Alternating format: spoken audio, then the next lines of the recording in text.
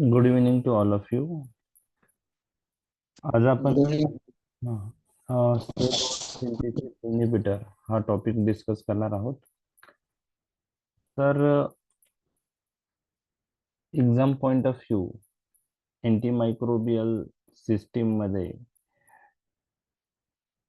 Long question या टॉपिकवर येण्याचे चान्सेस आहे. तर अँटीमायक्रोबियल टॉपिक मध्ये आपण काय काय पाहणार आहोत ते आपण पहिले सुरुवातीला जाणून घेणार आहोत. आपल्याला माहीतच आहे की जे काही इन्फेक्टिव्ह डिसऑर्डर्स आहे हे वेगवेगळ्या प्रकारच्या मायक्रो ऑर्गॅनिझममुळं मनुष्याला होतात. काही बॅक्टेरिया मुळं इन्फेक्शन होतात. काही वेळेस व्हायरसेस जे आहे ते इन्फेक्शन करतात. फंगाय इन्फेक्शन प्रोड्यूस करू शकतात. फंगल इन्फेक्शन म्हणतो आपण त्याला. प्रोटोझोआ जे आहेत तेही असे मायक्रो ऑर्गॅनिझम आहेत तेही इन्फेक्शन करू शकतात. तर हे वेगवेगळे मायक्रो ऑर्गॅनिझम्स आहे हे ह्युमन्स मध्ये इन्फेक्शन करण्यास कारणीभूत ठरतात. आणि ह्या मायक्रो ऑर्गॅनिझमच्या विरुद्ध आपण जे ड्रग्ज देतो त्याला आपण अँटी मायक्रोबियल ड्रग्ज असं म्हणतो. तर थोडक्यात काय की अँटी मायक्रोबियल ड्रग्ज म्हणजे काय ते आपण जाणून घेऊया. तर anti मायक्रोबियल्स these are the drugs which are effective against various microorganisms. Antimicrobial drugs. Okay, so these are the drugs which obtain by either by natural source or semi-synthetic source or synthetically. Source काही असू शकतो, naturally obtain झालेले असतील, semi synthetic म्हणजे modification of natural compound असतील किंवा काही synthetic drug असतील. ते antimicrobial drugs these are the drugs which are effective in various infection, and these drugs act by either inhibiting the growth of microorganism or by killing these microorganism. Okay, so antimicrobial drugs effective in various infective conditions either by inhibiting the growth of microorganism or by killing microorganism. आणि ह्यामध्ये खूप सारे प्रकारचे antimicrobial drugs आता मार्केटमध्ये available आहेत. तर ते ड्रग वेगवेगळ्या ग्रुपमध्ये आपण डिव्हाइड केलेले आहेत. तर आपण जे अँटीमायक्रोबियल ड्रग्स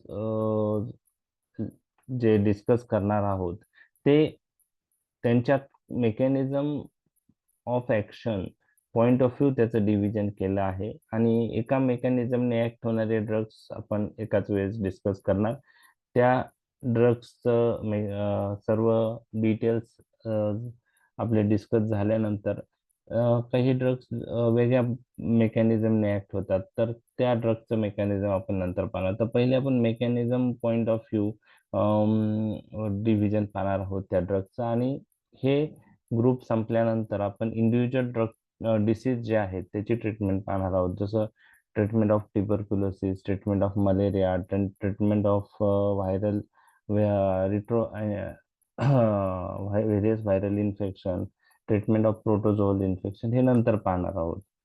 तर आजचं जे लेक्चर आहे हे आपण असे अँटीमायक्रोबियल ड्रग्स डिस्कस करणार आहोत की ते आपल्या मायक्रो ऑर्गॅनिझम मधली सेल वॉल सिंथेसिस इनहिबिट करून ऍक्ट होतात. तर ह्या मेकॅनिझमने ऍक्ट होणारे ड्रग आपण पहिले डिस्कस करणार आहोत. तर पहिले आपण इंट्रोडक्शन पार्ट मध्ये अँटीबायोटिक्स म्हणजे काय, अँटीमायक्रोबियल एजंट्स म्हणजे काय, किमोथेरपी म्हणजे काय, त्यानंतर सेल वॉल सिंथेसिस कशी होती ती जर तुम्हाला माहित असेल, त्याचे स्टेप्स माहित असेल, तर सेल वॉल सिंथेसिस इनिबिटर्स तुम्हाला चांगल्या प्रकारे त्याच्या मेकॅनिझम कळतील. तर इनिशियल जो पार्ट आहे तो एक्झाम पॉइंट ऑफ व्ह्यू महत्वाचा नाहीये, परंतु बेसिक गोष्टी असल्यामुळं आपल्याला ते डिस्कस करणं गरजेचं आहे. तर फर्स्ट पार्ट आता आपण डिस्कस करतो, इंट्रोडक्शन पार्ट, की what are antibiotics. So these are the substances produced by microorganisms and which selectively suppress growth or kill other microorganisms when we use at very low concentration. म्हणजे antibiotics हे असे substance आहे ते एका micro organism पासून obtain केले जातात आणि ते दुसऱ्या मायक्रो ऑर्गॅनिझमची ग्रोथ इनहिबिट होण्यासाठी किंवा दुसऱ्या मायक्रो ऑर्गॅनिझम्सला किल करण्यासाठी वापरले जातात. आणि आपण लो कॉन्सन्ट्रेशनला यूज केलं तरी त्याचा इफेक्ट होतो, त्याला आपण अँटीबायोटिक्स म्हणतो. म्हणजे हे अँटीबायोटिक टर्म अशा ड्रग्सला आपण वापरतो की जे नॅचरली ऑप्टेंड होतात. आणि कसे ऑप्टेंड होतात, ते एका प्रकारच्या मायक्रो ऑर्गॅनिझम पासून ऑप्टेंड होतात आणि ते ड्रग्स दुसऱ्या मायक्रो ऑर्गॅनिझमला किल करण्यासाठी किंवा त्याची ग्रोथ इनहिबिट करण्यासाठी वापरले जातात. एक्झाम्पल पाहूया. क्लासिकल एक्झाम्पल आहे penicillin. Penicillin G is a naturally obtain by जो Penicillium penicillin is naturally Penicillium chrysogenum. तर पेनिसिलियम क्रायसोजिनम नावाच्या मायक्रो ऑर्गॅनिझम पासून हा ऑप्टेन होतो. पेनिसिलिन हे फंगाय आणि हा पेनिसिलिन क्रायसोजिनम नावाच्या मायक्रो ऑर्गॅनिझम पासून ऑप्टेन होतो आणि अदर मायक्रो ऑर्गॅनिझमचे ग्रोथ किंवा त्यांना किल करण्यासाठी वापरले जातो.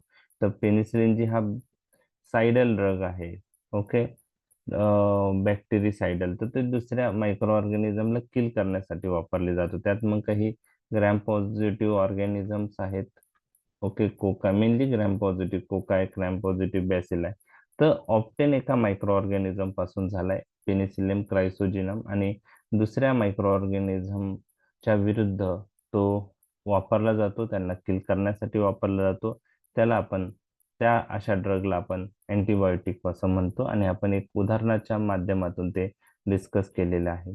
आता याच्यापेक्षा थोडी ब्रॉड टर्मिनॉलॉजी आपण पाहणार आहे आणि त्या ड्रगचा पण हेतू एकच आहे की to inhibit the growth of micro organism or to kill micro organism. आणि त्या ग्रुपला काय नाव दिलेलं आहे, अँटी मायक्रोबियल एजंट. मग आता अँटी मायक्रोबियल एजंट आणि अँटीबायोटिक मध्ये काय फरक आहे? दोन्ही मायक्रो ऑर्गॅनिझमची ग्रोथ इनहिबिट करण्यासाठी किंवा दुसऱ्या मायक्रो ऑर्गॅनिझमला किल करण्यासाठी वापरला. परंतु काय फरक आहे, आपण पाहिलं अँटीबायोटिक्स जे आहे ते एका मायक्रो ऑर्गॅनिझम पासून ऑप्टेन होता, म्हणजे नॅचरल सोर्स आहे. अँटी मायक्रोबियल एजंट म्हणजे असे सबस्टन्स आहे की ते नॅचरली पण ऑप्टेन केलेले असतील किंवा सेमी सिंथेटिकली ऑप्टेन केलेले असतील किंवा सिंथेटिक इन ओरिजिन असतील. असे मायक्रो ऑर्गॅनिझम दुसऱ्या मायक्रो ऑर्गॅनिझमची ग्रोथ इनहिबिट करण्यासाठी किंवा दुसऱ्या मायक्रो ऑर्गॅनिझमला किल करण्यासाठी, म्हणजे त्या मायक्रो किल करण्यासाठी वापरत असू, तर त्याला आपण अँटी मायक्रोबियल एजंट्स असं म्हणतो. म्हणजे अँटी मायक्रोबियल एजंट्स हे नॅचरली ऑप्टेन असू शकतात, सेमी सिंथेटिक असू शकतात किंवा सिंथेटिक असू शकतात. And these are the agents we use to kill or inhibit the growth of microorganism but causes little or no damage to the host. तर anti microbial agent ही थोडी broad terminology आहे. त्यात natural compound पण येतात, semi synthetic पण येतात, synthetic येतात. उद्देश एक आहे to inhibit or to kill the micro organism. Okay, त्याला आपण अँटी मायक्रोबियल एजंट म्हणतो. तर अँटीबायोटिक्स आणि अँटी मायक्रोबियल एजंट मधला थोडा फरक जो आहे तो कळला. हो सर. ओके. आता किमोथेरपी म्हणजे काय? किमोथेरपी, तर आपण जनरली ही टर्म जे कॅन्सरच्या ट्रीटमेंटसाठी जे ड्रग्ज देतो त्याला आपण किमोथेरापिटिक एजंट म्हणतो किंवा किमोथेरपी असं म्हणतो. तुम्हाला हे पण लक्षात ठेवायचं आहे की इन्फेक्शियस डिसीजेस मध्ये मायक्रो ऑर्गॅनिझमला किल करण्यासाठी किंवा त्याची ग्रोथ इनहिबिट करण्यासाठी जे ड्रग आपण यूज करतो, ओके, जे आपण ट्रीटमेंट देतो त्याला पण आपण किमोथेरपी असं म्हणतो. काय आहे chemotherapy? Treatment of systemic infections with specific drugs, okay, with specific drugs that selectively suppress or kill the infecting microorganism without significantly affecting the host. Such treatment is known as chemotherapy.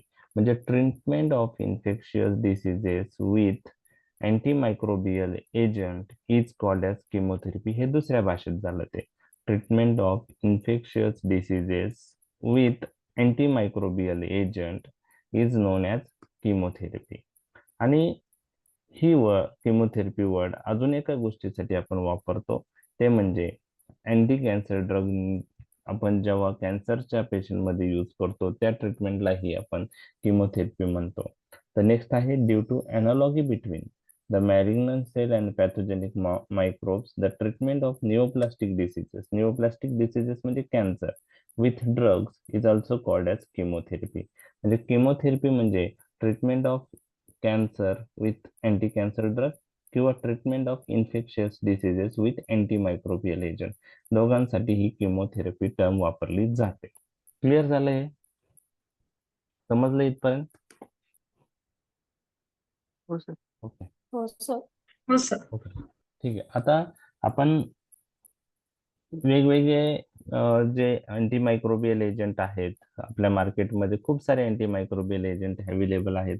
तर काही sale wall synthesis inhibit करते micro organism मधली, काही drugs protein synthesis inhibit करतात, काही drug DNA replication inhibit करतात, DNA gyrase enzyme inhibit करतात, काही ड्रग फोलेट मेटाबॉलिझम जे आहे ते इंटरफिअर करतात, काही ड्रग परमेबिलिटी वाढवतात सेल मेम्ब्रेनची. तर सगळे हे वेगवेगळ्या मेकॅनिझमने ऍक्ट होणारे ड्रग्स आहेत.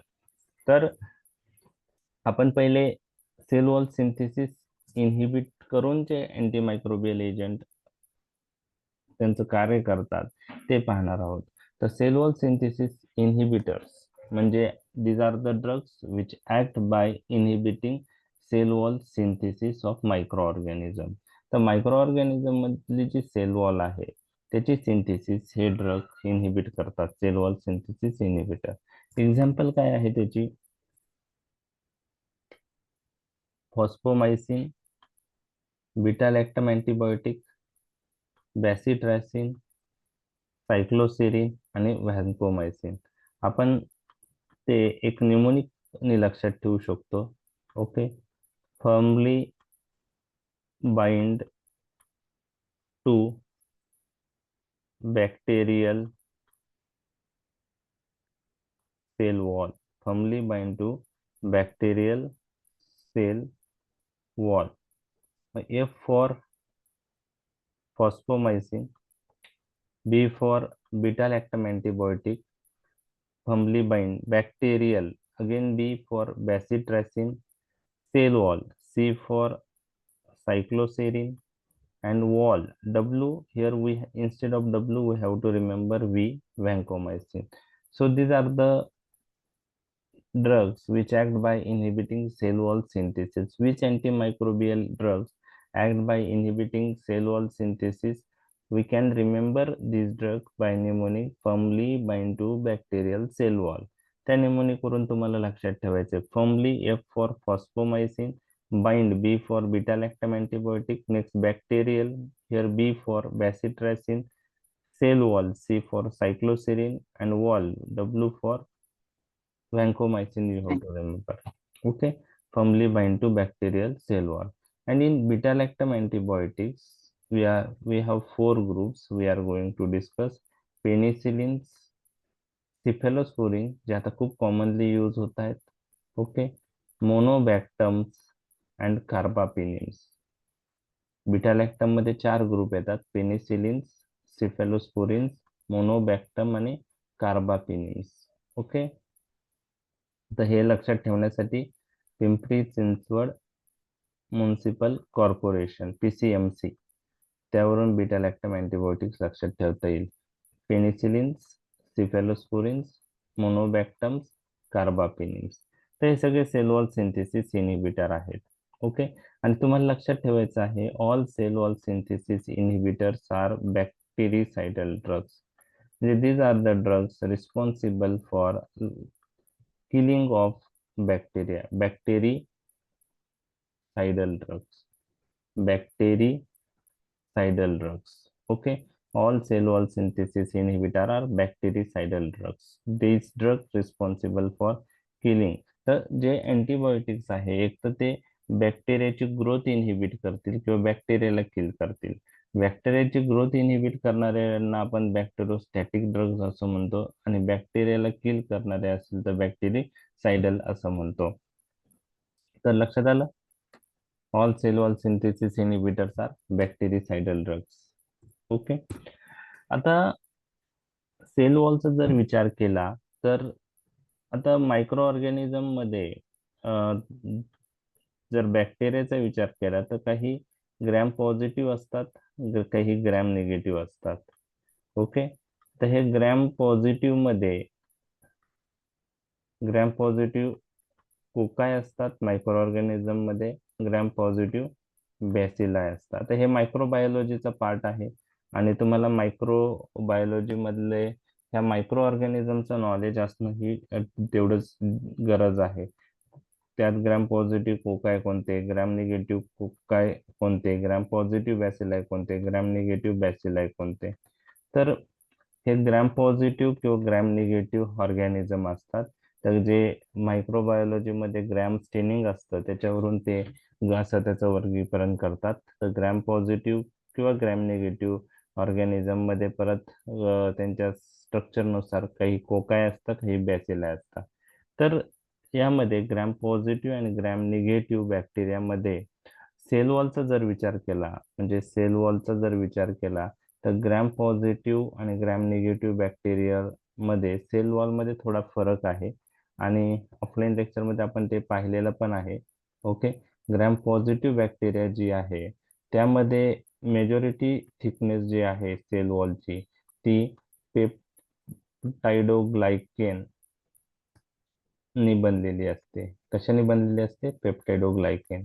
पण ग्रॅम निगेटिव्ह मध्ये म्हणजे ग्रॅम पॉझिटिव्ह बॅक्टेरियामध्ये असे भरपूर सारे पेप्टाइडोग्लायकेनचे लेयर असतात. ओके. ओके. पण ग्रॅम निगेटिव्ह बॅसिलाय मध्ये यामध्ये सेल वॉल ही लायपोप्रोटीन लेयर, पेप्टाइडोग्लायकेन लेयर, परत लायपोप्रोटीन लेयर, ओके, आणि परत पेप्टाइडोग्लायकेन लेयर, परत लायपोप्रोटीन लेयर आणि पेप्टाइडोग्लायकेन अशा अल्टरनेटिंग लेयर असतात लायपोप्रोटीन आणि पेप्टाइडोग्लायकेन. तर ग्रॅम पॉझिटिव्ह आणि निगेटिव्ह मधला सेल वॉल मधला फरक तुमच्या लक्षात आला? Gram sir. पॉझिटिव्ह मध्ये मेजॉरिटी थिकनेस हो सर. कशाने बनलेली असते पेप्टाइडोग्लायकेन आणि ग्रॅम निगेटिव्ह मध्ये लायपोप्रोटीन आणि peptidoglycan peptide alternative layer. Alternate. Okay. हा फरक लक्षात राहील. हो सर. सेल वॉल मध्ये काय फरक आहे ग्रॅम पॉझिटिव्ह आणि ग्रॅम निगेटिव्हच्या? ग्रॅम हो सर. पॉझिटिव्ह मध्ये majority of the cell thickness is form by peptidoglycan layer. Gram negative मध्ये जी सेल वॉल आहे ते लायपोप्रोटीन आणि पेप्टिडोग्लायकनच्या अल्टरनेटिव्ह लेयर असतात. तर हा फरक तुम्हाला लक्षात ठेवायचा आहे. ओके. तर पुढं तो आपल्याला लागणार आहे आणि त्यावेळेस मी परत तुम्हाला विचारणार आहे. ओके. आता आपण सेल वॉल सिंथेसिस इनहिबिटर्स पाहिले, firmly bind to bacterial cell wall हे न्यूमोनिक आपण पाहिलं, फॉस्फोमायसिन. ओके. त्यानंतर बीटा लॅक्टम अँटीबायोटिक्स, त्यामध्ये पेनिसिलिन, सिफॅलोस्पुरिन, मोनोबॅक्टम कार्बापिनिम्स आहे. त्यानंतर बॅसिट्रेसिन आहे, firmly bind to bacterial B वरून. Cell wall C for cycloserine आणि डब्ल्यू फॉर व्हॅन्कोमायसिन. हे एक्झाम्पल सेल वॉल सिंथेसिस इनहिबिटरचे आपल्याला माहीत झालेले आहे.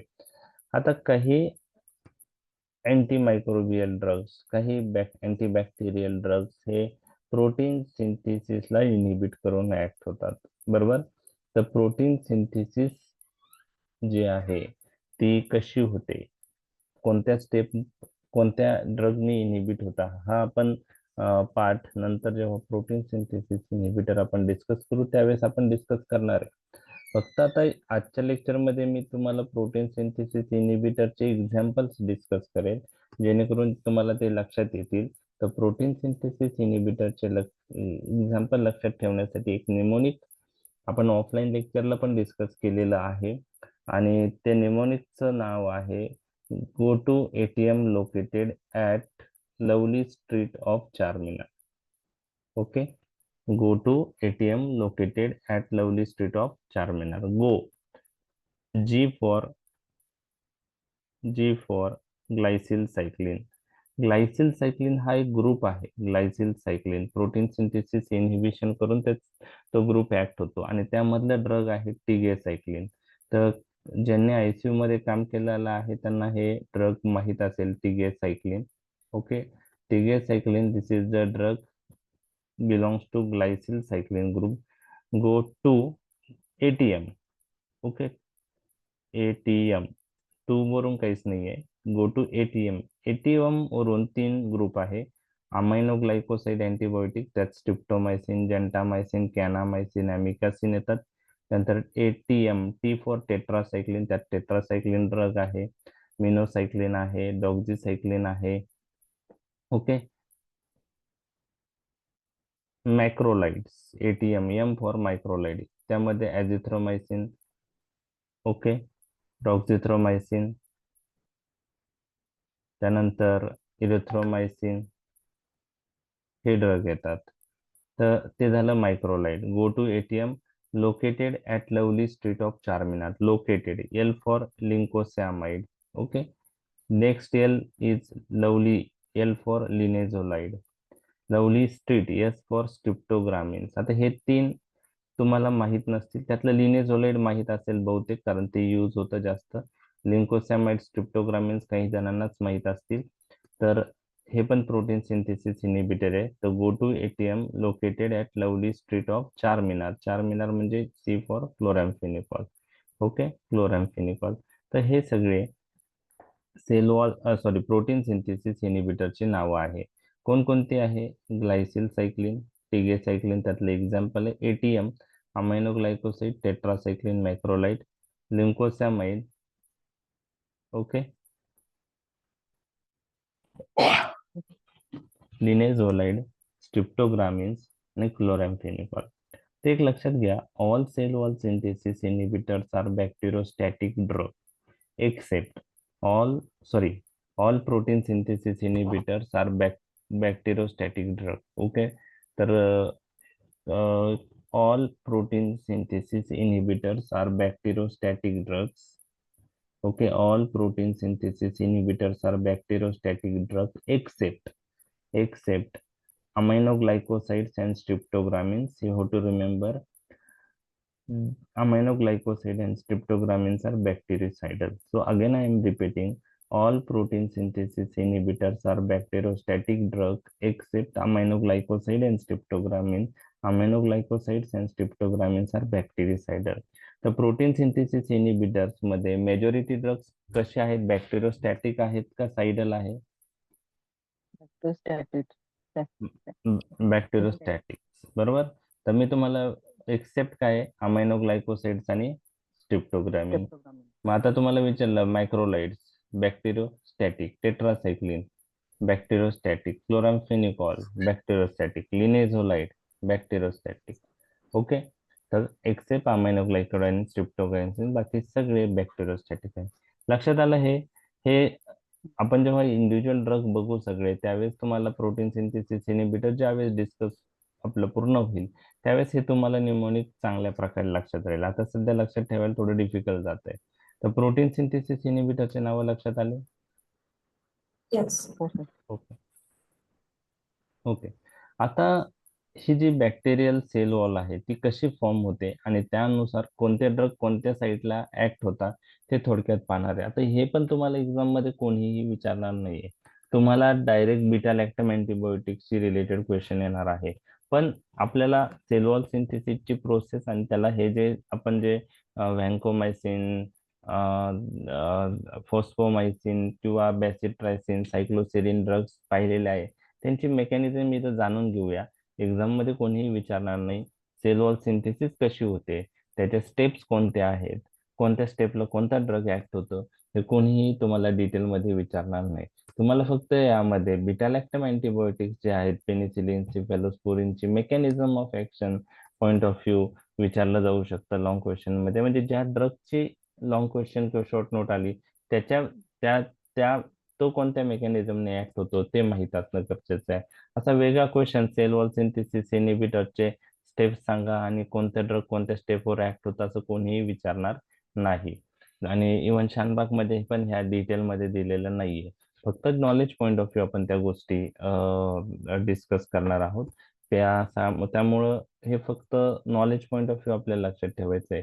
नाहीतर तुम्हाला वाटेल की खूप डिफिकल्ट आहे अँटी मायक्रोबियल सिस्टीम. आपल्याला फक्त मेकॅनिझम कोणत्या ड्रगची कोणती आहे ते जाणून घ्यायचे आहे. सेल वॉल सिंथेसिस इनिबिटर नंतर मी एक चार्ट बनवलेला आहे. तो चार्ट जरी एमसीक्यू पॉईंट ऑफ व्ह्यू लक्षात ठेवला तर मोर दॅन इनफ आहे. एमसीक्यूच्या दृष्टीने एखादा आला तर येईल, पण लॉंग क्वेश्चन शॉर्ट नोट मध्ये detail cell wall synthesis inhibitors ड्रगच्या मेकॅनिझम डिटेल मध्ये करायची गरज नाही. ओके. आता बॅक्टेरियल सेल वॉल ही कशी बनलेली आहे ते आपण पाहणार आहोत. ओके.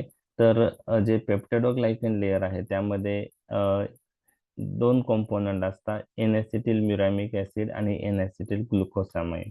आणि एन एसिटिल म्युरॅमिक ऍसिडला पेंटापेप्टाइड साइड चेन ही अटॅच असते. पेंटापेप्टाइड 1 2 3 4 5 पेप्टाइड असतात, म्हणून त्याला पेंटापेप्टाइड साइड चेन असतात.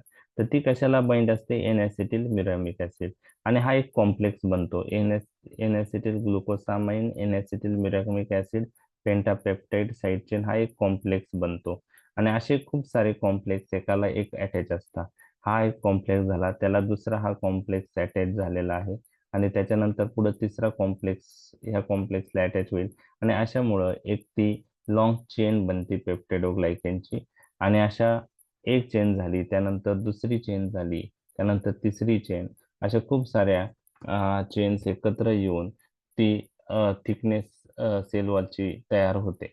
आणि त्यानंतर सगळ्यात शेवटच्या स्टेपला जे पेंटापेप्टाइड साइड चेन आहे, तर ह्या एन एसिटिल मिरॅमिक ऍसिडची ही आहे, त्यानंतर ह्या एन एसिटिल मिरॅमिक ऍसिडची ही पेंटापेप्टाइड साइड आहे. तर शेवटच्या स्टेपला ह्या पेंटापेप्टाइड साइड चेन क्रॉस लिंक होतात. म्हणजे ही पेंटापेप्टाइड साइड चेन ह्या पेंटापेप्टाइड साइड चेनला अटॅच लिंक होते, त्याला क्रॉस लिंकिंग म्हणतात. ओके. ही पेंटापेप्टाइड साइड चेन ह्या पेंटापेप्टाइड साइड चेनला क्रॉस लिंक होते. आणि त्यामुळं सेल वॉलला स्टॅबिलिटी येते, रिजिडिटी येते. तर शेवटची जी स्टेप आहे पेंटापेप्टाइड साइड चेनची क्रॉस लिंकिंग, त्यामध्ये स्टॅबिलिटी येते, ती फार महत्वाची आहे. आणि त्या स्टेपला आपण म्हणतो ट्रान्सपेप्टायडेशन स्टेप. आणि ती कशी होते ते मी तुम्हाला सांगणार आहे. तर बॅक्टेरियल सेल वॉल ही पेप्टिडोग्लायकननी बनलेली आहे. ग्रॅम पॉझिटिव्ह मध्ये आपण तर पाहिल्यात, ग्रॅम निगेटिव्ह मध्ये अल्टरनेटिंग लायपोप्रोटीन पेप्टिडोग्लायकन लेअर असतात.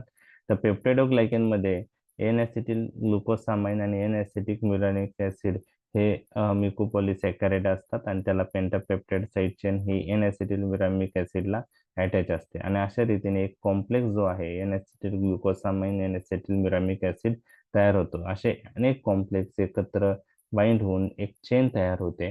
अशा खूप साऱ्या चेन एकत्र येऊन बॅक्टेरियल सेल वॉलची थिकनेस वाढते. आणि शेवटच्या स्टेजला पेंटापेप्टाइड साइड चेनचं क्रॉस लिंकिंग होतं आणि त्यांनी बॅक्टेरियल सेल वॉलला स्टॅबिलिटी येण्यास मदत होते. तर cross linking of the pentapeptide side chain is known as transpeptidation step and this is very very important to provide stability to bacterial cell wall.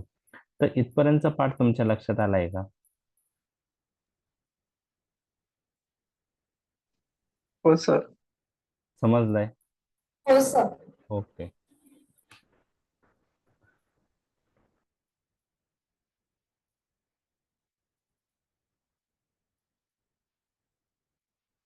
Okay, एक minute हा. आता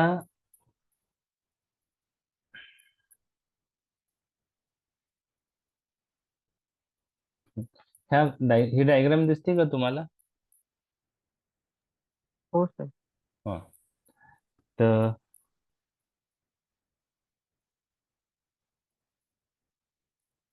आता पहा, बॅक्टेरियल सेल वॉल जी आहे ते बॅक्टेरियल सेल मेम्ब्रेन आहे.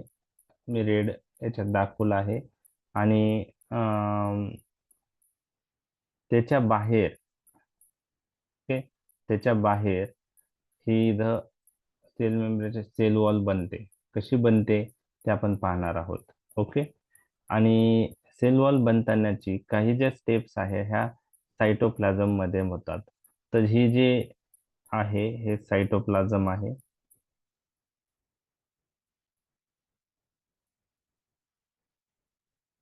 Okay. आता कशी होते बॅक्टेरियल सेल वॉल सिंथेसिस आपण पाहणार आहोत. आता ह्या स्टेप्स तुम्हाला डिटेलमध्ये कोणीही विचारणार नाही, जस्ट आपण knowledge point of view discuss करतोय. तर आपल्याला माहिती आहे की कॉम्प्लेक्स जे आहे जे मी तुम्हाला सांगितलंय, तर ते N acetyl glucosamine, N acetyl muramic acid, आणि त्याला काय अटॅच असते, पेंटापेप्टाइड साइड चेन. ओके. हा एक कॉम्प्लेक्स आहे. असे अनेक कॉम्प्लेक्स एकाला एक अटॅच होऊन ही एक लॉंग चेन बनते. ओके, लक्षात आलं. तर हेच पहा, जी म्हणजे एन ॲसिटिल ग्लुकोसामाइन, एम म्हणजे एन ॲसिटिल म्युरॅमिक ऍसिड, आणि त्याला पीपी अटॅच म्हणजे पेंटापेप्टाइड साइड चेन. अशा खूप सारे कॉम्प्लेक्स एकत्र जॉईन झाले तर लॉंग चेन बनते, आणि अशा खूप साऱ्या चेन एकत्र आल्या तर ती थिकनेस बनते. बरोबर आहे. तर पहा, सायटोप्लाझम मध्ये काही रिएक्शन्स होतात.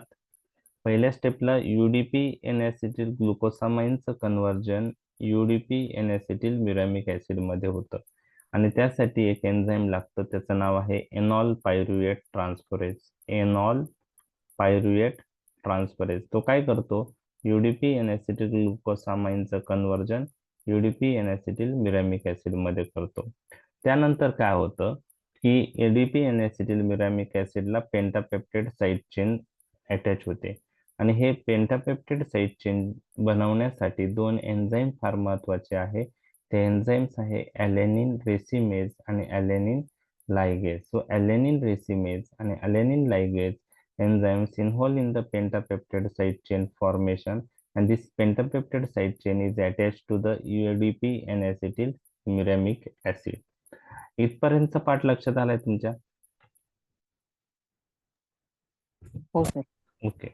नेक्स्ट स्टेप मध्ये काय होतं, नेक्स्ट स्टेप मध्ये काय होतं की हे युडीपी जे आहे, युडीपी एन ॲसिटिल ग्लुकोसामाइनचं आणि युडीपी एन ॲसिटिल म्युरॅमिक ऍसिडचं, हा युडीपी रिमूव्ह होतो, आणि युडीपी ह्या दोघांचा रिमूव्ह होतो, आणि हा ग्लुकोसामाइन हा muramic N acetyl glucosamine N acetyl muramic acid pentapeptide side चेनला अटॅच होतो, आणि त्यासाठी बॅसिट्रॅसिन त्यासाठी बॅक्टोप्रिनॉल नावाचा जो सबस्टन्स आहे सेल मधला, त्या बॅक्टोप्रिनॉलचा रोल आहे.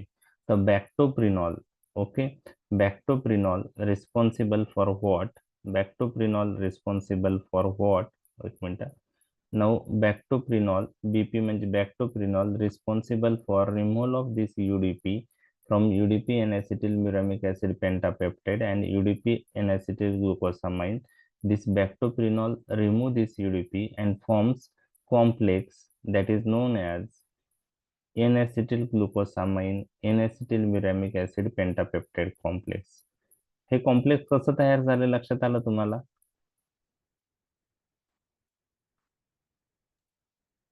युडीपी हो सर. रिमूव्ह झाला आणि ते दोन्ही अटॅच झाले, त्याला बॅक्टोप्रिनॉल लागतं, बॅक्टोप्रिनॉल. ओके, त्या बॅक्टोप्रिनॉलच्या साह्याने होतं, आणि त्यानंतर हा बॅक्टोप्रिनॉल अजून एक काम करतो, ह्या कॉम्प्लेक्सला ह्या मेम्ब्रेनच्या बाहेर टाकतो. ह्या कॉम्प्लेक्सला कुठं ट्रान्सफर करतो, मेम्ब्रेनच्या बाहेर. म्हणजे बॅक्टोप्रिनॉलचा रोल लक्षात आला तुमच्या. बॅक्टोप्रिनॉल कशाला लागतो, बॅक्टोप्रिनॉल UDP N acetyl UDP remove होण्यासाठी ह्या याच्यातून, आणि त्या युडीपी एन ॲसिटिल ग्लुकोसामाइन आणि UDP N acetyl muramic acid pentapeptide complex मधून युडीपी रिमूव्ह होतो, आणि युडीपी एन ॲसिटिल ग्लुकोसामाइन आणि UDP N acetyl muramic acid आणि युडीपी एन ॲसिटिल ग्लुकोसामाइन याच्यातला युडीपी गेल्यानंतर N acetyl glucosamine forms complex with N acetyl muramic acid pentapeptide. हे complex तयार झालं बॅक्टोप्रिनॉलमुळे, आणि हा कॉम्प्लेक्सला मेम्ब्रेनच्या बाहेर टाकण्याचं कामही परत बॅक्टोप्रिनॉल करतो. अशा प्रकारे खूप सारे कॉम्प्लेक्स बॅक्टोप्रिनॉल बाहेर टाकतो, आणि हे कॉम्प्लेक्स एकमेकांना अटॅच होतं, आणि चेन काय होते, तयार होते, चेन वाढते, त्याला चेन इलॉंगेशन असं म्हणतात. एक चेन तयार होते पूर्ण, आणि त्यासाठी एक एन्झाईम लागतं, त्याला आपण म्हणतो ट्रान्सग्लायकोसायलेज एन्झाईम. त्या एन्झाईमचं नाव आहे. कोणता एन्झाईम चेन इलॉंगेशन साठी महत्वाचा आहे? Transglycosylase. Okay, transglycosylase enzyme responsible for chain elongation. मग ही एक चेन बनली, दुसरी चेन बनली, तिसरी चेन बनली, आणि प्रत्येक चेन मध्ये जिथं एन ऍसिटिल ग्लुटामिक ऍसिड आहे तिथलं ती पेंटापेप्टाइड साइड चेन अटॅच आहे. ओके, तर ह्या पेंटापेप्टाइड साइड चेनचं काय होतं, शेवटी क्रॉस लिंकिंग होतं. ही पेंटापेप्टाइड साइड चेन इकडच्याला अटॅच होते, ही याला अटॅच होते, ही याला अटॅच होते. त्याला cross linking of the pentapeptide side chain म्हणतात. Cross linking of the pentapeptide side chain. आणि that provides rigidity, that's provide rigidity to the bacterial cell wall. So in last step, cross-linking of the pentapeptide side chain occurs. त्यामुळं पेंटापेप्टाइड side chain पहा इथं त्या सगळ्या cross link झालेल्या दाखवलेल्या आहेत, आणि त्याच्यामुळं बॅक्टेरियल सेल वॉलला स्टॅबिलिटी येते. आणि त्यासाठी जे एन्झाईम लागतं त्या एन्झाईमचं नाव आहे ट्रान्सपेप्टाइडेज एन्झाईम. काय नाव आहे? Cross linking of the pentapeptide side chain takes place with the help of which enzyme? ट्रान्सपेप्टाइडेज. ट्रान्सपेप्टाइडेज. आणि त्यासाठी जी त्या प्रोसेसला नाव जे आहे, त्या प्रोसेस जी होती त्याला आहे नाव ट्रान्सपेप्टायडेशन. ट्रान्सपेप्टायडेशन स्टेप. ओके, आणि ट्रान्सपेप्टाइडेज एन्झाईम लागतं. आणि चेन इलॉंगेशन साठी कोणतं एन्झाईम लागतं? टीजी म्हणजे ट्रान्सग्लायकोसायलेज. ग्लायकोसायलेज. ओके, तर ह्या सगळ्या स्टेप्स आता आपण बघितल्यात, आणि हे स्टेप वेगवेगळ्या स्टेप जे आहे ते वेगवेगळे ड्रग इनिबिट करतात. आपण पाहूया पहिली स्टेप जी आहे, conversion of UDP N-acetyl glucosamine to ADP N-acetyl muramic acid. For that, one enzyme is required, enol pyruvate transferase, and this enol pyruvate transferase enzyme is inhibited by phosphomycin. Enol pyruvate transferase enzyme inhibited by which drug? Phosphomycin. त्यानंतर you have to remember, for chain to form peptide chain, to form the peptide chain, two enzymes required, alanine racemase and alanine ligase. Alanine racemase and alanine ligase enzyme involved in the pentapeptide side chain formation, and this pentapeptide side chain is attached to UDP N-acetyl muramic acid. And this enzyme which are involved in the pentapeptide side chain, कोणते enzyme involve होते? ॲलेनिन रेसिमेज, आणि कोणतं होतं दुसरा? ॲलेनिन लायगेज. हा, दिस enzymes R inhibited by सायक्लोसेरिन. सायक्लोसेरिन नावाचं drug आहे. Okay, ऐकलंय सायक्लोसेरिन? हो सर. ओके, त्यानंतर जे बॅक्टोप्रिनॉलचा रोल होता, बॅक्टोप्रिनॉलचा रोल काय होता की to remove UDP from this complex, UDP N-acetyl glucosamine and UDP N-acetyl muramic acid pentapeptide, and this there is a formation of complex N-acetyl glucosamine N-acetyl muramic acid pentapeptide complex, and another role is bactoprinol is to transfer this complex across this membrane to outside cytoplasm. यासाठी पण बॅक्टोप्रिनॉल लागतो, आणि हा बॅक्टोप्रिनॉल बॅसिट्रायसिन B4B बॅसिट्रायसिन ड्रगने inhibit होतो. त्यामुळं हे complex formation आणि त्याचं transport across cell membrane inhibit होतं. तर bactoprenol is inhibited by which drug? Bactoprinol action is inhibited by which drug? Bacitracin. त्यानंतर चेन इलॉंगेशन हा एक कॉम्प्लेक्स आला, त्यानंतर दुसरा कॉम्प्लेक्स बॅक्टोप्रिनलने पाठवला, तिसरा, चौथा, सगळे कंबाईन होता, एकाला एक जॉईन होता आणि चेन बनते. त्यासाठी ट्रान्सग्लायकोसायलेज एन्झाईम लागतं, आणि it is inhibited by vancomycin. So vancomycin inhibit transglycosylase enzyme. And last step we have discussed, cross-linking of the pentapeptide side chain provides stability to the cell wall, and for that transpeptidase enzyme is required, and this transpeptidase enzyme is inhibited by beta-lactam antibiotics. So how beta-lactam antibiotics act? They act by inhibiting which enzyme? 50 days. Transpeptidase. 50 days. What will happen due to use of beta-lactam antibiotics? Cross Cross linking नाही of होणार. the pentapeptide side chain will not occur. इतकं तर लक्षात राहील तुमच्या. बाकीचं mechanism आपण नंतर पाहणार आहोत. तर ऍटलिस्ट यामध्ये बीटा लॅक्टम अँटीबायोटिकची मेकॅनिझम तुमच्यासाठी फार फार फार महत्वाची आहे, कारण लॉंग क्वेश्चन मध्ये आपण बीटा लॅक्टम अँटीबायोटिक्स चे जे क्वेश्चन आहे ते डिस्कस करणार आहे. तर ही बीटा लॅक्टमची जी मेकॅनिझम आहे ती तुम्हाला टिप ऑफ टंग पाहिजे, बाकीच्या नाही लक्षात राहिलं तरी चालेल. तर आपण हे थोडक्यात पाहिलंय. Fosfomycin inhibits which enzyme? Enol pyruvate enzyme. Transfer. Okay. Cycloserine inhibit which enzyme? Alanine racemase आणि alanine Alanine ligase. Okay. Bacitracin inhibit function of what? Bactoferol. Vancomycin inhibits which enzyme? And Transglycoside. glycoside. Silase. So which step is inhibited? Chain elongation. Elongation. Beta lactam antibiotics act by inhibiting which enzyme?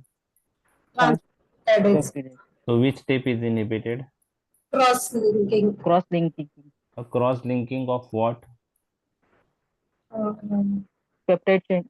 Cross linking of pentapeptide side chain. Cross linking of pentapeptide side chain is inhibited. तर हे सगळ्या mechanism आहे. पाहता याच्या ह्या chart वरून तुम्हाला सगळ्या गोष्टी लक्षात येतील, बाकीचं काही नाही लक्षात ठेवलं तरी चालेल.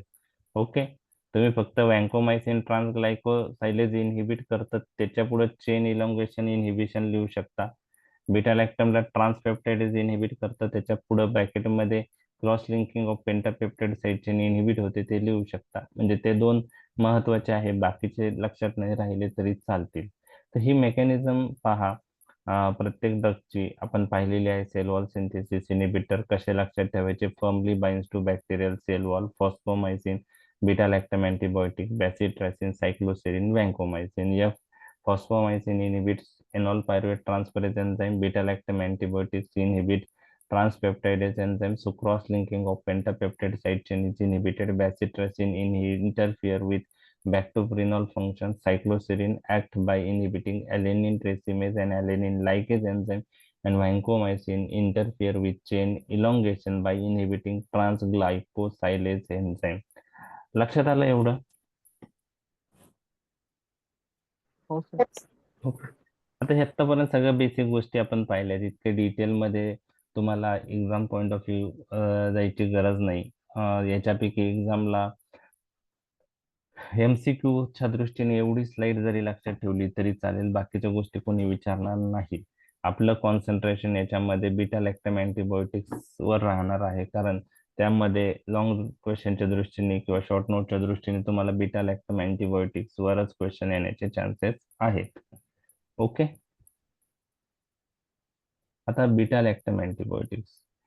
Beta lactam antibiotics, these are the antibiotics which consist of beta lactam ring in their chemical structure, आणि त्यामुळे त्यांना बीटा लॅक्टम अँटीबायोटिक्स असं म्हणतात. All these drugs have beta lactam ring and all these drugs act by inhibiting cell wall synthesis. Which step is inhibited? Transpeptidase enzyme is inhibited, and due to that cross-linking of pentapeptide side chain will not occur. So transpeptidation step is inhibited. Okay. All beta lactam antibiotics are bactericidal or static? Bactericidal. Bactericidal drugs. Example: PCMC, penicillin, cephalosporin, monobactam, carbapenems. Penicillins मध्ये खूप सारे example आहे. सिफेलोस्पोरिन्स मध्ये पण example खूप आहे. मोनोबॅक्टम मध्ये एकच ड्रग आहे, एस्ट्रिओनाम. तुम्ही ऐकला असेल एस्ट्रिओनाम. आणि कार्बापेनिम मध्ये काही ड्रग आहे, इमिपेनिम, मेरोपेनिम सारखे जे रिझर्व ड्रग आहेत ते आहेत. तर आता आपलं कॉन्सन्ट्रेशन लॉंग क्वेश्चन कशावर येऊ शकतो? लॉंग क्वेश्चन पेनिसिलिन्स वर येऊ शकतो. Classify penicillin, write down mechanism of action, uses, adverse effect of penicillins, किंवा अमोक्झिसिलिन विचारू शकता. पेनिसिलिन जी किंवा amoxicillin. Cephalosporin, classify cephalosporin, write down mechanism of action, uses, adverse effect of cephalosporin. Okay. Carbapenems वर आले ती short note येईल. Long question carbapenem किंवा monobactam वर येणार नाही. तर लॉंग क्वेश्चनच्या दृष्टीने पेनिसिलिन आणि सिफेलोस्पोरिन दोन्ही महत्वाचे आहेत. आलंय लक्षात? हो सर. ओके. पीसीएमसी सांगितलं होतं तुम्हाला, न्यूमोनिक. ओके. आता हे पेनिसिलिन कसं ऑप्टेन झाला याची हिस्ट्री पण आपण पाहिलेली आहे ऑफलाईन लेक्चर मध्ये, की आपण पाहिलं होतं की अलेक्झांडर फ्लेमिंग नावाचा जो सायंटिस्ट आहे त्याने ते पेनिसिलिन डिस्कवर केलं आणि क्लिनिकली पेनिसिलिनचा वापर 1941 मध्ये दिसून आला. तसं त्यांनी ते 1928 मध्येच फाइंड आउट केलं होतं, पण प्युरिफाईड फॉर्म जो आहे तो ऑप्टेन व्हायला एवढी वर्ष गेली. म्हणजे it was the first antibiotic which was found effective clinically against various infection. आणि बेटर गोष्ट ह्या पेनिसिलिनची अशी होती की हा फार सेफ ड्रग होता. बरोबर आहे. तर कसं हे हिस्ट्री पण तुम्हाला कोणी विचारणार नाही. ऍक्सिडेंटल फाइंडिंग म्हणू शकतो. पेनिसिलिनचा शोध हा ऍक्सिडेंट लागला, म्हणजे अलेक्झांडर फ्लेमिंगच्या डोक्यात नव्हतं की त्याला एखादा अँटी मायक्रोबियल एजंट शोधायचा आहे किंवा अँटीबायोटिक शोधायचं आहे. तर हे एक ऍक्सिडेंटल फाइंडिंग होती.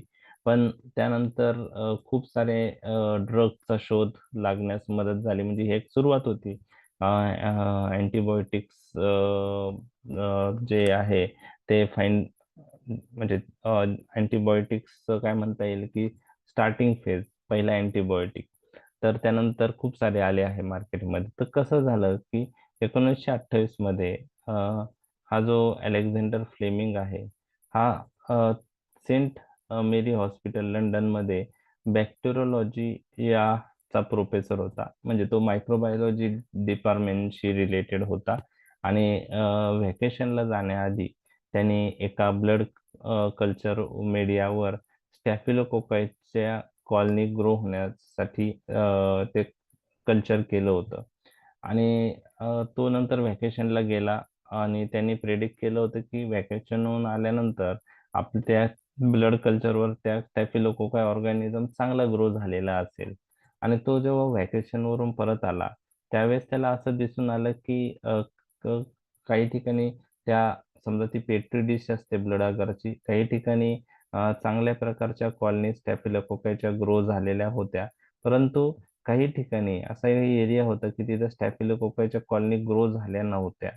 आणि त्यांनी हे पण ऑब्झर्व केलं की ज्या ठिकाणी ह्या स्टॅफिलोकोकायच्या कॉलनी ग्रो झाली नव्हती तिथं फंगल इन्फेक्शन, तिथं फंगस डेव्हलप झालं होतं. आणि फंगल ग्रो झालं होतं, किंवा त्याला स्पोर्स म्हणतात किंवा मोल्ड्स म्हणतात. मोल्ड स्पोर्स झाला होता आणि ते फंगल जे ग्रो झालं होतं त्याच्या आजूबाजूला स्टॅफिलोकोकायच्या कॉलनी ग्रो नाही झाल्या. मग त्यावरून त्यांनी एक अनुमान लावलं की ह्या फंगाय जो ग्रो झालेला आहे पेट्री डिशवर, जे फंगल ग्रोथ झालेली आहे त्या फंगस मधून काहीतरी त्या फंगस मधून काहीतरी एक सबस्टन्स रिलीज होतो. आणि तो सबस्टन्स मे बी त्या स्टॅफिलोकोकायला त्यांनी किल केलं असल्यामुळे तिथं ते स्टॅफिलोकोकाय ग्रो झालं नाही. आणि त्यानंतर असं दिसून आलं की त्या फंगस जो होता, ओके, त्या फंगस पासून जो सबस्टन्स जो रिलीज होत होता तो पेनिसिलिन असं नाव त्याला दिलं. तर तो फंगस जो होता तो फंगाय जे ग्रो झालं होतं त्यावेळेस ते पेनिसिलियम नोटॅटम होतं. आणि त्यानंतर कमर्शियल प्रिपरेशन पेनिसिलिनचे ऑप्टेन करण्यासाठी पेनिसिलियम क्रायसोजिनम नावाचा फंगस आहे, तो त्याच्यापासून ते पेनिसिलिन ऑप्टेन केलं गेलं. तर पेनिसिलिन मध्ये पेनिसिलिन जी नावाचा जो ड्रग आहे हा नॅचरल कंपाऊंड आहे. आणि पेनिसिलिन जी हा एका फंगस पासून तो ऑप्टेन होतो. पेनिसिलिन जी एका फंगस पासून त्याचा त्याचा सोर्स जो आहे तो नॅचरल आहे. तो कशापासून ऑप्टेन होतं? फंगाय पासून. आणि कोणत्या फंगस पासून आता आपण ऑप्टेन करतो? पेनिसिलियम क्रायसोजिनम. सुरुवातीचा जो दिसला होता तो पेनिसिलियम नोटेटम पासून तो दिसून आला होता. ती ग्रोथ वगैरे आपण पाहिलं नव्हती झाली. तर सुरुवातीला पेनिसिलिन ह्या फंगाय पासून ऑप्टेन व्हायचा, पेनिसिलियम नोटेटम. त्यानंतर आता प्रेझेंटली आपण पेनिसिलिन जी हा पेनिसिलियम क्रायसोजिनम नावाच्या फंगस पासून ऑप्टेन करतो. तर अशा प्रकारे पेनिसिलिनचा शोध लागला. ओके, लक्षात आलं? हिस्ट्री तुमच्यासाठी काही महत्वाची नाहीये. ओके, आता केमिकल स्ट्रक्चर पण तुमच्यासाठी महत्वाचं नाहीये. फक्त just knowledge point of view आपण पाहणार आहोत. हे पेनिसिलिनचं स्ट्रक्चर आहे. 2 रिंग तुम्हाला दिसतील. एक रिंगचं नाव आहे थायाझोलिडिन रिंग आणि दुसरी रिंग आहे तिला बीटा लॅक्टम रिंग म्हणतो. आणि बीटा लॅक्टम रिंग इंटॅक्ट असणं हे त्या पेनिसिलिन किंवा कोणत्याही बीटा लॅक्टमच्या ऍक्शनसाठी फार महत्वाचं आहे. Intact beta lactam ring is very important for the action of beta lactam antibiotic. तर पेनिसिलिन मध्ये 2 रिंग आहेत, थायाझोलिडिन रिंग आणि बीटा लॅक्टम रिंग. आणि amino group is attach to the beta lactam ring through amide linkage. Amino group is attach to the beta lactam ring through amide linkage. आता thiazolidine ring आणि beta lactam ring दोघांना एकत्रित आपण nucleus of the penicillin म्हणतो आणि त्याचं नाव आहे, दोघांना एकत्र आपण 6 अमायनो पेनिसिलॅनिक ऍसिड म्हणतो. It is the nucleus of the penicillin, 6 amino penicillanic acid. Okay, आता later on many newer penicillin have been introduced in the market. काही दिवस पेनिसिलिनचा शोध लागल्यानंतर खूप सारे नवीन पेनिसिलिन मार्केटमध्ये आले. ते कसे आले तर बाय मॉडिफाईंग पेनिसिलिनची, जो नॅचरल पेनिसिलिन आहे त्याला मॉडिफाय करून. कसं मॉडिफाय केलं की जे अमायनो ग्रुप अटॅच झालेला आहे इथं बीटा लॅक्टम रिंगला, ह्या अमायनो ग्रुप मध्ये मॉडिफिकेशन करून many semi synthetic penicillin develop झाले. आणि त्याचे काय ऍडव्हान्टेज आहे आपण ते नंतर पाहणारच आहोत. ओके, तर many semi synthetic penicillin have been obtain by modifying amino group attach to the beta lactam ring. Okay, आता आपण अजून एक पॉइंट लक्षात ठेवणार आहोत की जसं ह्युमन्सला हे गिफ्ट भेटलं होतं पेनिसिलिनचं, ओके, आपण म्हणू शकतो गॉड्स गिफ्ट आहे, त्याचप्रमाणे काही बॅक्टेरियालाही गॉडने गिफ्ट दिलेलं होतं. ते काय होतं की काही बॅक्टेरिया असे आहेत की त्या बॅक्टेरियामध्ये पेनिसिलिनेज नावाचं एन्झाईम तयार होतं. पेनिसिलिनेज, त्यालाच आपण बीटा लॅक्टमेज असेही म्हणतो. लक्षात आलं? कोणतं एन्झाईम काही बॅक्टेरिया तयार करतात? पेनिसिलिन. त्यालाच बीटा लॅक्टमेज एन्झाईम असेही म्हणतात. किंवा दुसरं नाव आहे पेनिसिलिनेज. पेनिसिलिन. आणि हे बीटा लॅक्टमेज एन्झाईम किंवा पेनिसिलिनेज एन्झाईम हे बॅक्टेरियाला मिळालेली गिफ्ट आहे काही. आणि हे काय करतं, हे बीटा लॅक्टमेज एन्झाईम किंवा पेनिसिलिनेज एन्झाईम? हे समजा आपण पेनिसिलिन दिलं अशा बॅक्टेरियामध्ये, तर ह्या म्हणजे अशा समजा एखाद्या अशा म्हणजे पेनिसिलिन आपण समजा एखाद्या इन्फेक्शन साठी यूज करत आहोत आणि ते इन्फेक्शन ज्या बॅक्टेरियाने होतंय त्या बॅक्टेरियाला प्रॉपर्टी आहे की ते बॅक्टेरिया पेनिसिलिनेस किंवा बीटा लॅक्टमेज एन्झाईम प्रोड्यूस करतं. तर आपण हे पेनिसिलिन दिल्यानंतर, पेनिसिलिन शरीरात आल्यानंतर जिथं तो मायक्रो ऑर्गॅनिझम आहे त्याच्या शरीरात ते पेनिसिलिन जातं. परंतु त्या बॅक्टेरियामध्ये पेनिसिलिनेस किंवा बीटा लॅक्टमेज एन्झाईम असल्यामुळं ते बीटा लॅक्टमेज किंवा पेनिसिलिनेज एन्झाईम ह्या बीटा लॅक्टम रिंगला ब्रेक करतं आणि त्यामुळं त्या बॅक्टेरियाच्या अगेन्स्ट पेनिसिलिन उपयुक्त ठरत नाही. Penicillin are not effective. Penicillin G आपण म्हणतोय आता is not effective against bacteria which produce penicillinase or beta lactamase enzyme. लक्षात आलं? लक्षात आलं तुमच्या हे? काही बॅक्टेरियामध्ये पेनिसिलिनेज किंवा बीटा लॅक्टमेज एन्झाईम आहे आणि त्या बॅक्टेरियामध्ये जर पेनिसिलिन जरी आपण गेला तरी तो पेनिसिलिन त्या बॅक्टेरियाला किल करू शकत नाही, कारण त्या पेनिसिलिन मधली जी बीटा लॅक्टम रिंग आहे ती ब्रेक करण्याचं काम हे बीटा लॅक्टमेज किंवा पेनिसिलिनेज एन्झाईम करतात. आणि तुम्हाला मी सांगितलंय पेनिसिलिनच्या ऍक्शनसाठी बीटा लॅक्टम रिंग काय पाहिजे, इंटॅक्ट पाहिजे. ती जर इंटॅक्ट नसेल तर पेनिसिलिन ऍक्ट होऊ शकणार नाही. So penicillins are not effective against organism. म्हणजे majority of the penicillins are not effective against organisms which produce which enzyme, beta lactamase enzyme or penicillin enzyme.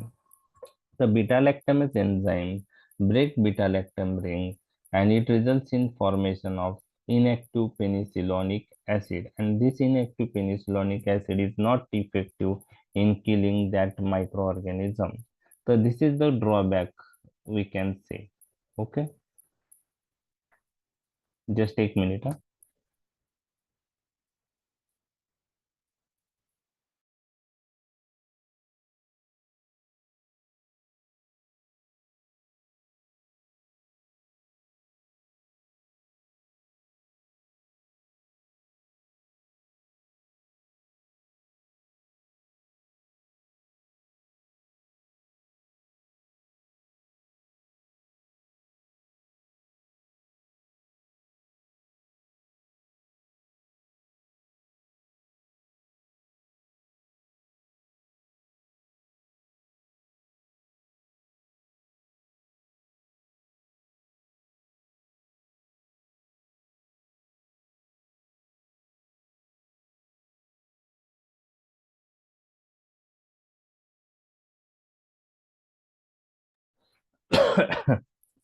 Okay, आता जो लॉंग क्वेश्चन, आवाज येतोय माझा?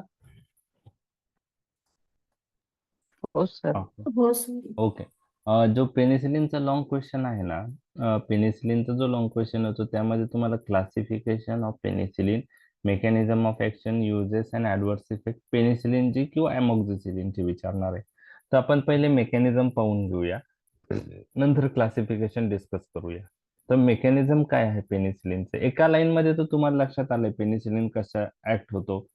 It acts by inhibiting which enzyme, transpeptide. Transpeptide. Due to that, cross-linking of the pentapeptide side chain will not occur. Okay, and penicillin responsible for bactericidal action. इतकं तर लक्षात आलंय तुमच्या.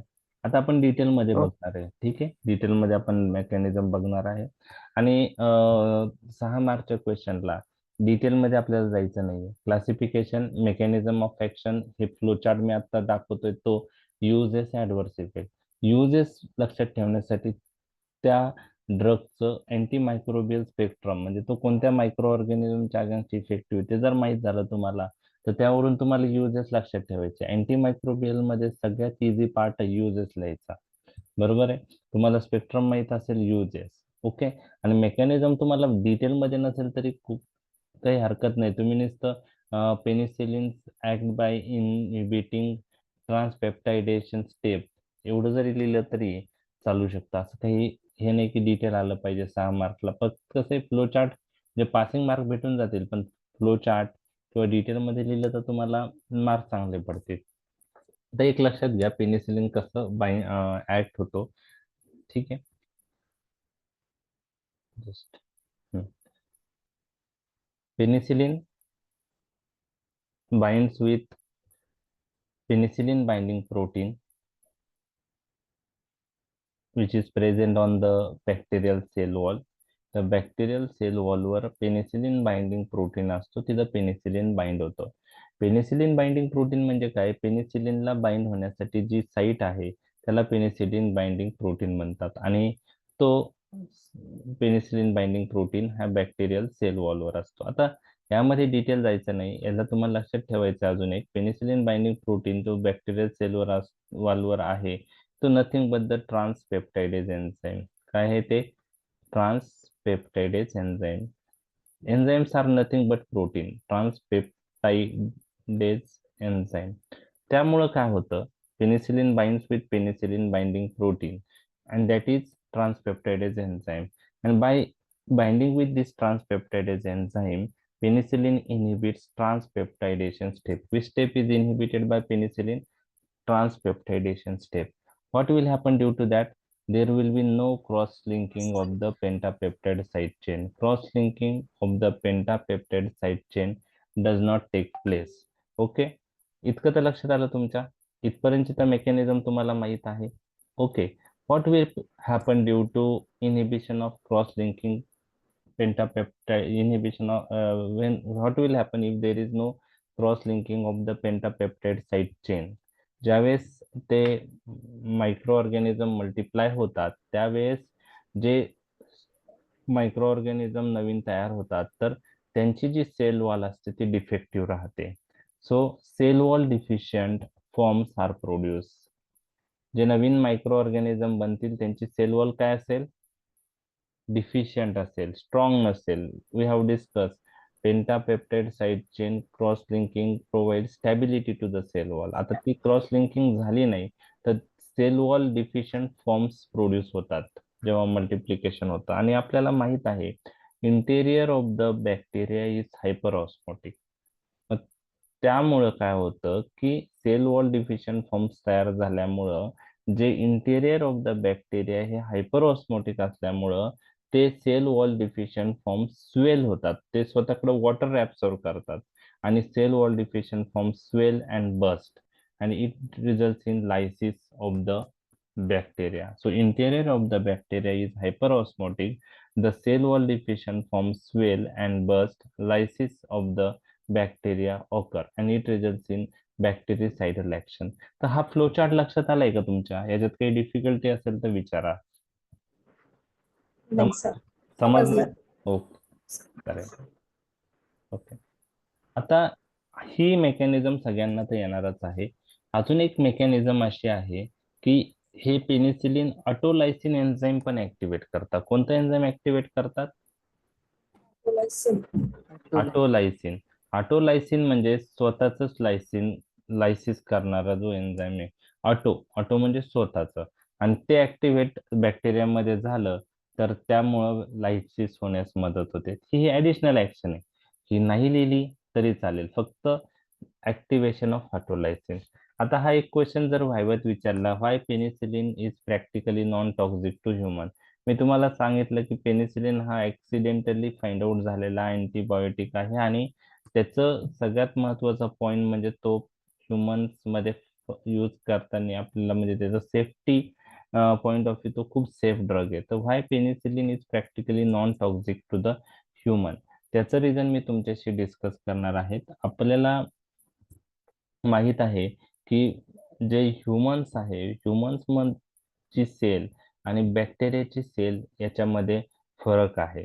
ओके, ह्युमन सेल ही युकॅरोटिक sale आहे. हे 12वी मध्ये झालं असेल तुम्हाला, युकॅरोटिक सेल. आणि बॅक्टेरियल सेल ही कोणती आहे? प्रोकॅरोटिक सेल आहे. आता आपल्याला माहिती आहे पेनिसिलिन टार्गेट कुठं करतं? सेल वॉलला करतं. कोणत्या सेल वॉलला करतं?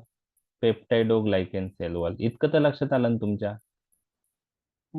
आता ह्युमन्स मध्ये पेनिसिलिन का सेफ आहे? ते टॉक्सिक का नाही? बरोबर आहे, थेरापेटिक डोसला यूज केलं तर पेनिसिलिन खूप सेफ आहे. तर त्यासाठी ह्युमन सेल, आपल्या शरीराचे जे सेल आहे पेशी, आणि बॅक्टेरियल सेल, बॅक्टेरिया मधल्या सेल आहे, याच्यात काय फरक आहे? तर ह्युमन सेल्स ह्या कोणत्या सेल्स आहे? Eukaryotic cell. हे पण कोणी एक्झामला विचारणार नाही, just knowledge point of view. Bacterial cell कोणते आहे? Prokaryotic cell. बरोबर.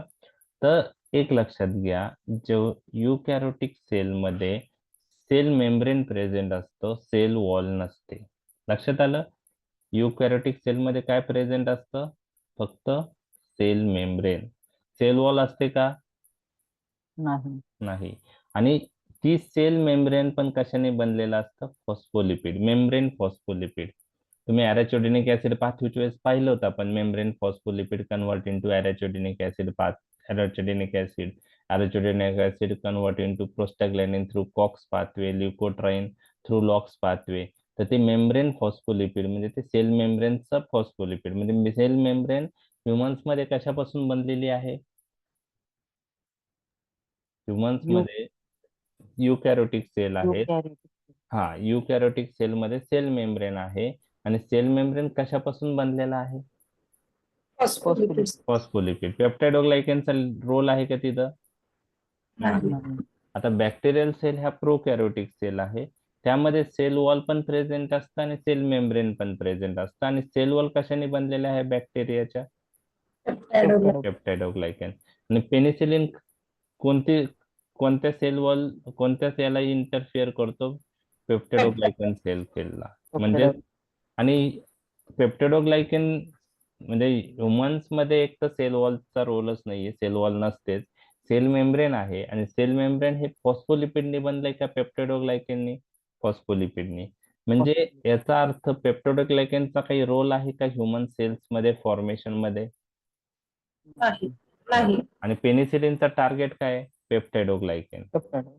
त्यामुळं पेनिसिलिन दिल्यानंतर तो सिलेक्टिव्हली बॅक्टेरियल सेलवर ऍक्ट होईल का ह्युमन सेलवर पण ऍक्ट होईल? फक्त बॅक्टेरिया सेलवर बॅक्टेरियल. मग तेच आहे, peptidoglycan is not involve in human cell membrane formation. Human cell membrane is human cell membrane of a cell is made up of phospholipid. So peptidoglycan is not involved in human cell membrane formation. Hence penicillins have no action on human cells. Due to this reason, penicillins are considered non-toxic to the humans. लक्षात आलं तुमच्या? हो sir. त्यानंतर जर penicillin जीचा विचार केला, naturally acting obtain जो पेनिसिलिन आहे, पेनिसिलिन क्रायसोजिनम पासून जो पेनिसिलिन ऑप्टेन होतो त्याला नाव काय दिलेलं आहे? Penicillin G. काय नाव दिलेलं आहे? Penicillin G. Okay. Okay, penicillin G is the penicillin which is obtain from natural source. Penicillin त्याला कन्व्हेन्शनल पेनिसिलिन असे म्हणतात. कन्व्हेन्शनलचा अर्थ काय? ओल्डर. कन्व्हेन्शनल चालतंय ओल्डर. तर अजून एक क्वेश्चन आहे की जे ओल्डर जे पेनिसिलिन आहेत, तसाच पेनिसिलिन जी आहे, they R mainly effective against which organism? Gram positive. Okay, but not effective against most of the gram negative organism. असं का? तर त्याचं रिझन मी तुमच्याशी ऑलरेडी डिस्कस केलेलं आहे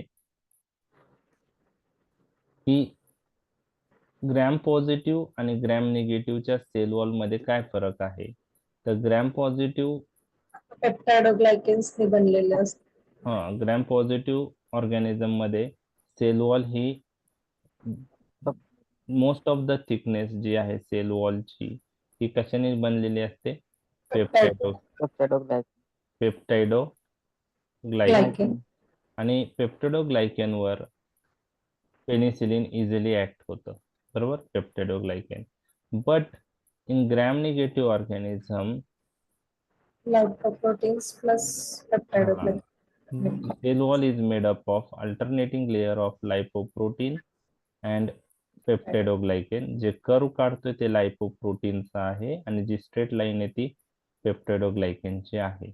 ओके, हे लायपोप्रोटीन, हे पेप्टाइडोग्लायकन, परत लायपोप्रोटीन, परत पेप्टाइडोग्लायकन, परत लायपोप्रोटीन आणि परत. तर ग्रॅम निगेटिव्ह सेल वॉल मध्ये काय होतं की penicillin G is not effective against many gram negative organism. Y?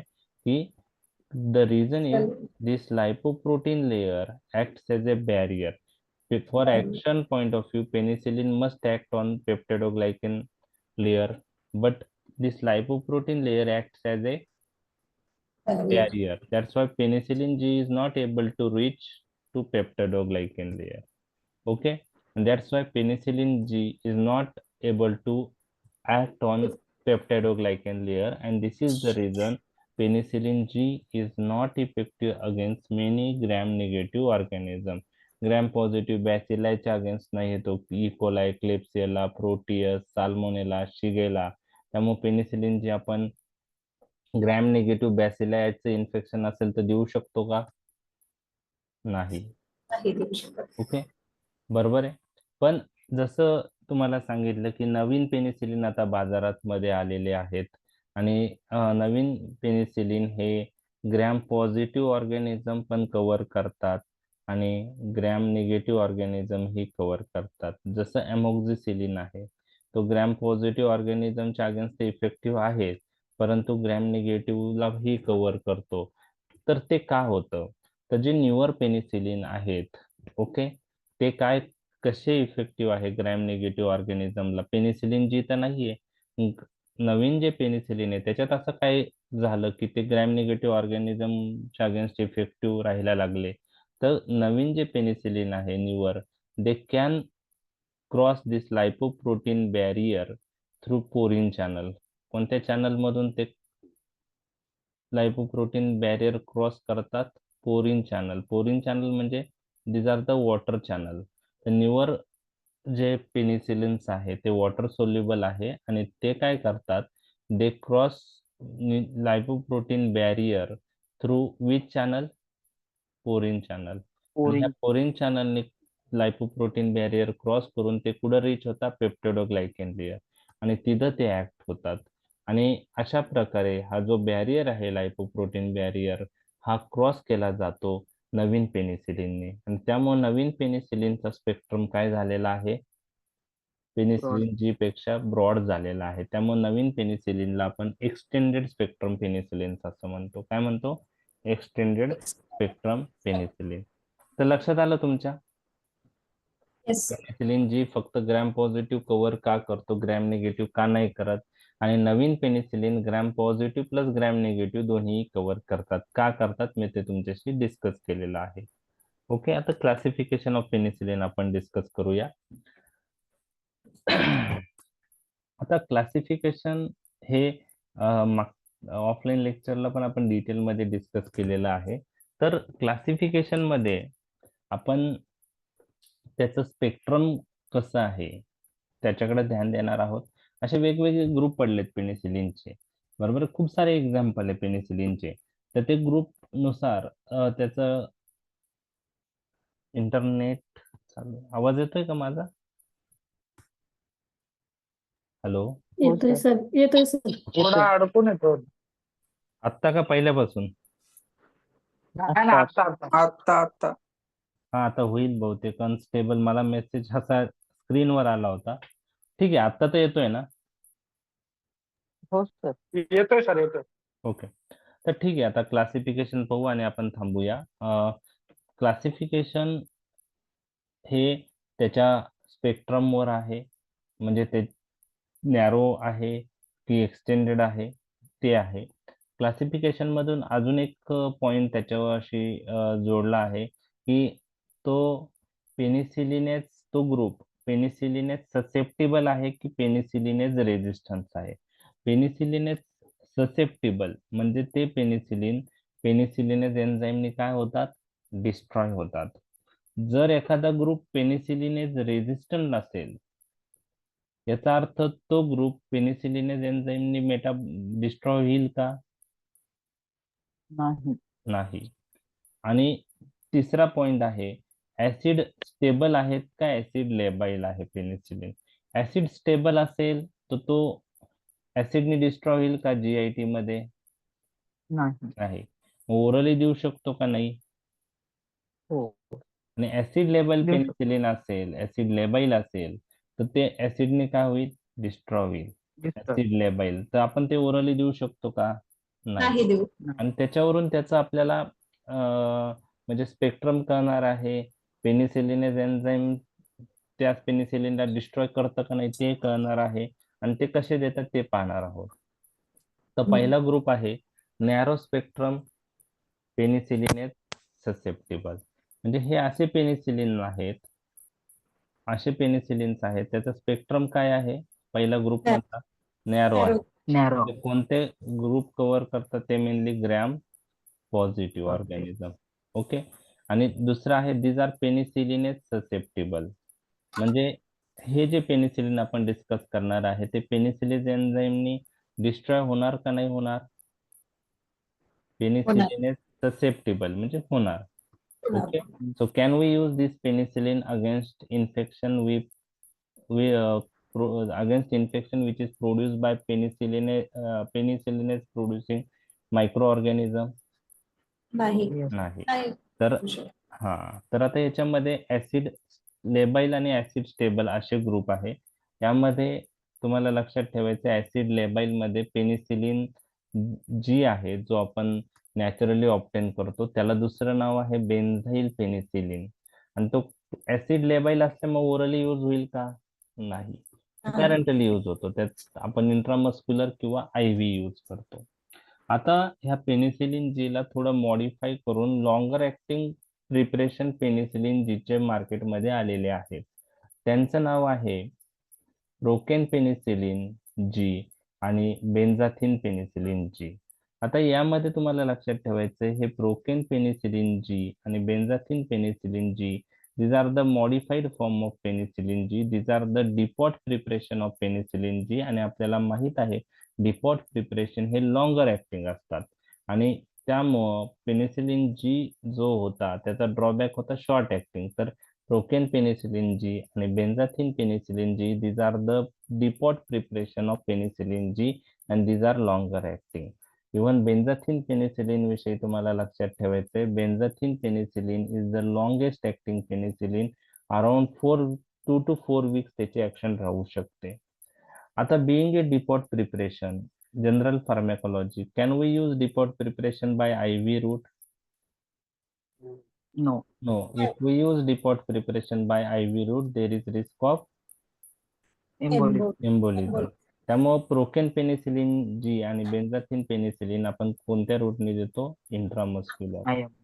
आपण डिपोट प्रिपरेशन आयदर आयएम देऊ शकतो किंवा सबक्युटेनियसली देऊ शकतो. तर प्रोकेन पेनिसिलिन जी आणि बेन्झाथिन पेनिसिलिन जी हे ऍसिड लेबाइल आहे, तर ओरली देत नाही, तर पॅरेंटल रूटमध्ये इंट्रामस्क्युलर रूटने हे देतात.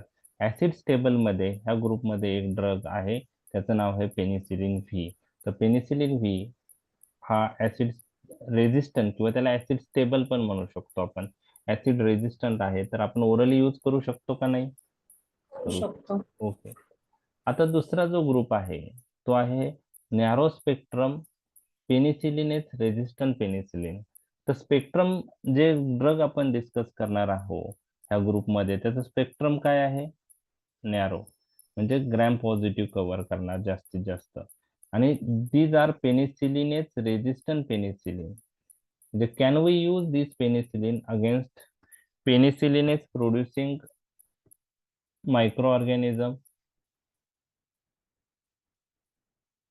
These are penicillinase resistant penicillin, means these are not destroyed by penicillinase enzyme. हा करू शकतो. म्हणजे हा पॉइंट ऍडव्हान्टेज आहे का डिसएडव्हान्टेज आहे? ऍडव्हान्टेज आहे. ऍडव्हान्टेज आहे. मग आता याच्यामध्ये कोणते ड्रग आहे? तुम्हाला एमसीक्यू येतो, which of the following is an example of penicillinase resistant penicillin. Penicillinase एन्झाईमला दुसरं नाव काय? Beta lactamase enzyme. तर which of the following is penicillinase resistant penicillin? Which of the following is beta lactamase resistant penicillin? तर त्याची नावं तुम्हाला माहित पाहिजे. त्याचं मध्ये दोन ग्रुप आहेत, ऍसिड रेजिस्टंट किंवा ऍसिड स्टेबल म्हणू शकतो, आणि दुसरं acid labile. Acid resistant penicillin जे आहे याच्यामध्ये जे आपण ओरली देऊ शकतो, त्यामध्ये क्लोक्झासिलिन, डायक्लोक्झासिलिन, ओक्झासिलिन आहे. आणि ऍसिड लेबाइल मध्ये मेथिसिलिन आणि नाफसिलिन आहे. तर ते ऍसिड लेबाइल असल्यामुळं आपण पॅरेंटल रूटने देतो, इंट्रामस्क्युलर किंवा आयव्ही. मेथिसिलिन ऐकलंय तुम्ही? यातले कोणते ऐकलेत? Cloxacillin, dicloxacillin. क्लोक्झासिलिन एवढंच ऐकलंय. क्लोक्झासिलिन, डायक्लोक्झासिलिन, ठीक आहे. मेथिसिलिन आता यूज करत नाही, नॅपसिलिन आता यूज करत नाही, त्यांचे साईड इफेक्ट जास्त आहेत. आणि प्लस आता मेथिसिलिन रेजिस्टन्स स्टॅफिलोकोकस ऑरियस नावाचा जो रेजिस्टन्स जो पेनिसिलिनला डेव्हलप झाला आहे, मेथिसिलिन रेजिस्टन्स स्टॅफिलोकोकस ऑरियस नावाचं, त्यामुळे पण एक मेथिसिलिनचा यूज कमी झालाय.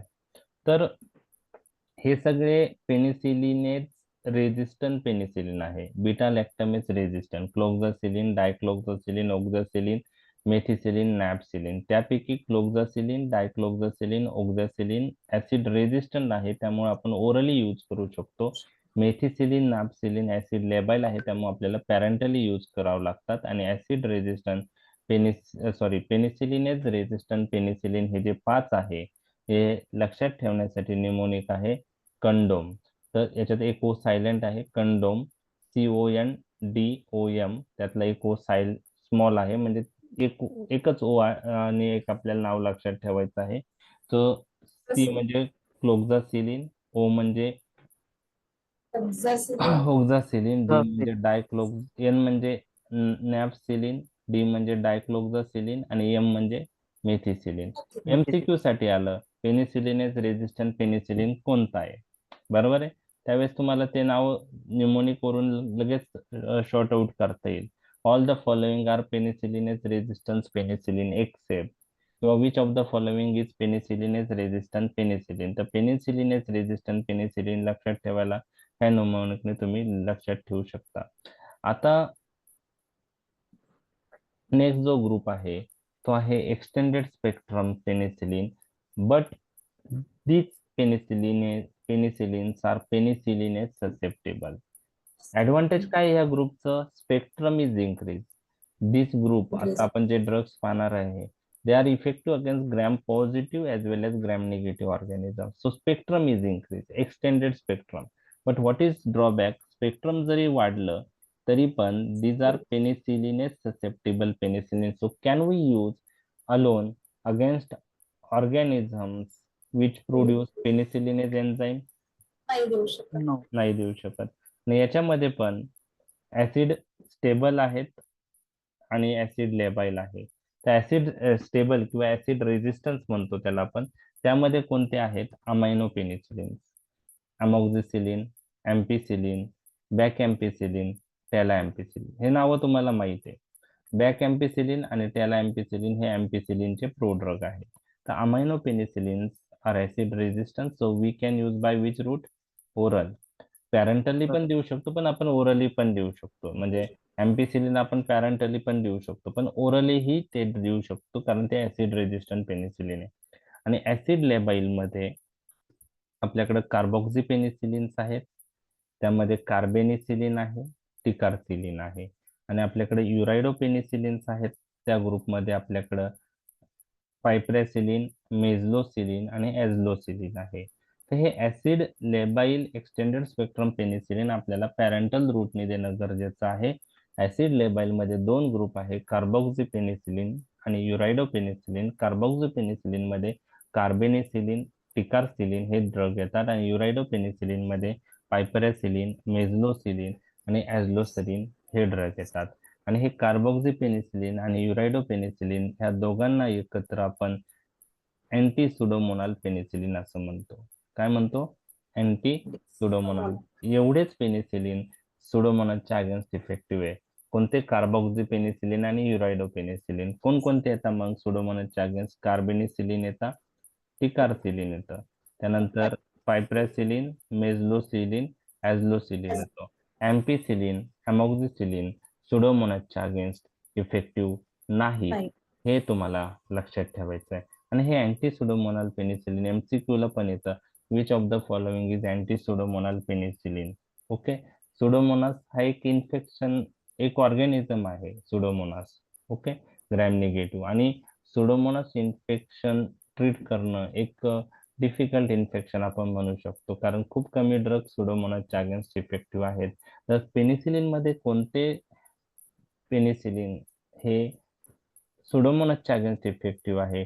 तर कार्बॉक्सी पेनिसिलिन मध्ये कार्बेनिसिलिन, टिकारसिलिन, युरायडोसिलिन मध्ये पायप्रेसिलिन, मेझलोसिलिन, ॲझ्लोसिलिन. आणि हे सगळे ड्रग लक्षात ठेवण्यासाठी आपण न्यूमोनिक डिस्कस केलं होतं. त्यावेळेस तुम्हाला आठवत असेल न्यूमोनिक काय होतं? City map. City map. City, city म्हणजे कॅपिटल C कॅपिटल T. आपण या सिटीचं स्पेलिंग नाही घेते इथं शब्दशः. T map. C म्हणजे कार्बेनिसिलिन, T म्हणजे टिकारसिलिन, M म्हणजे मेझलोसिलिन, A म्हणजे ॲझ्लोसिलिन, P म्हणजे piperacillin. So city map is the mnemonic to remember which penicillin? Anti pseudomonal penicillin. Okay. आणि लास्ट जे आहे, लास्ट जे ड्रग आहेत त्यांना अँटीबायोटिक अँटीमायक्रोबियल प्रॉपर्टी नाहीये. म्हणजे त्यांना अँटीमायक्रोबियल प्रॉपर्टी नाही म्हणजे काय, की ते स्वतः लोन यूज केले तरी मायक्रो ऑर्गॅनिझमच्या अगेन्स्टच इफेक्टिव्ह नाही आहे. तो कोणता ग्रुप आहे शेवटचा क्लासिफिकेशन मध्ये दिलाय, पण ते पेनिसिलिन्स नाहीये, हे लक्षात ठेवा. Beta lactamase inhibitor. काय ना, बीटा लॅक्टमेज इनहिबिटर. बीटा लॅक्टमेजला दुसरं नाव काय आहे? Penicillinase. Penicillinase inhibitors. म्हणजे यामध्ये कोणते ड्रग आहे? Sulbactam, tazobactam, clavulanic acid. हे सगळे तुम्हाला माहित असेल कारण तुम्ही प्रॅक्टिस मध्ये आहात, त्यामुळे तुम्हाला सगळ्यांना हे ड्रग माहित आहे. Sulbactam, tazobactam, clavulanic acid. आणि हे बीटा लॅक्टमेज इनहिबिटर आपण कशा बरोबर यूज करतो? कशाच्या कॉम्बिनेशन मध्ये अवेलेबल येते? सगळ्या अँटीमायक्रोबियल ड्रग्सच्या बरोबर नाहीये. अमायनो ग्लायकोसाइड बरोबर आहेत का हे? नाही, सिफेलोस्पोरिन आणि पेनिसिलिन बरोबरच आहे बरेच. हा, पेनिसिलिन आणि सिफेलोस्पोरिन ज्या ज्या जे बीटा लॅक्टम अँटीबायोटिक्स आहेत त्यांच्या बरोबर आहे ते, बरोबर. मग त्यात पेनिसिलिन आणि सिफेलोस्पोरिन बरोबर आहे. तर बीटा लॅक्टमेज इनहिबिटर्स ला स्वतःला अँटीमायक्रोबियल प्रॉपर्टी नाहीये. ते स्वतः इन्फेक्शनच्या अगेन्स्ट इफेक्टिव्ह नाहीये. ते मायक्रो ऑर्गॅनिझम नेट थोडं हे आहे. ते आवाज येतोय? हो, येतोय सर. येतोय. ओके. ते ते ते ते अँटीमायक्रोबियल ड्रग म्हणून ऍक्ट होत नाही. ते मायक्रो ऑर्गॅनिझमला किल करत नाही. पण बीटा लॅक्टमेज इनहिबिटर जे आहे, sulbactam, tazobactam, clavulanic acid, as a नावातच त्याची मेकॅनिझम आहे. हे ड्रग कोणत्या एन्झाईमला इनहिबिट करतात? बीटा लॅक्टमेज. बीटा लॅक्टमेज किंवा त्याला पेनिसिलिनेज एन्झाईम असं म्हणतात. आणि ते कशासाठी? ते मायक्रो ऑर्गॅनिझम मध्ये प्रेझेंट असतं आणि ते काय कोणाला डिस्ट्रॉय करतं? बीटा लॅक्टमेज बीटा लॅक्टमेज एन्झाईम कोणत्या ड्रगला डिस्ट्रॉय करतं? बीटा लॅक्टम अँटीबायोटिक्सला. बीटा लॅक्टमेज एन्झाईम जे आहे ते मायक्रो ऑर्गॅनिझम मध्ये असतं, आपण पाहिलं. त्यालाच पेनिसिलिनेज एन्झाईम असं पण म्हणतो. आणि एखादा बॅक्टेरिया हे जर एन्झाईम प्रोड्यूस करत असेल, त्याच्या अगेन्स्ट पेनिसिलिन किंवा सिफेलोस्पोरिन आपण दिलं, तर ते मायक्रो ऑर्गॅनिझम मध्ये गेल्यानंतर हे बीटा लॅक्टमेज एन्झाईम काय करतं? त्या पेनिसिलिन मधली बीटा लॅक्टम रिंग ब्रेक करतं. आणि त्यामुळे बीटा लॅक्टम अँटीबायोटिक इफेक्टिव्ह राहील का पेनिसिलिन? नाही. नाही.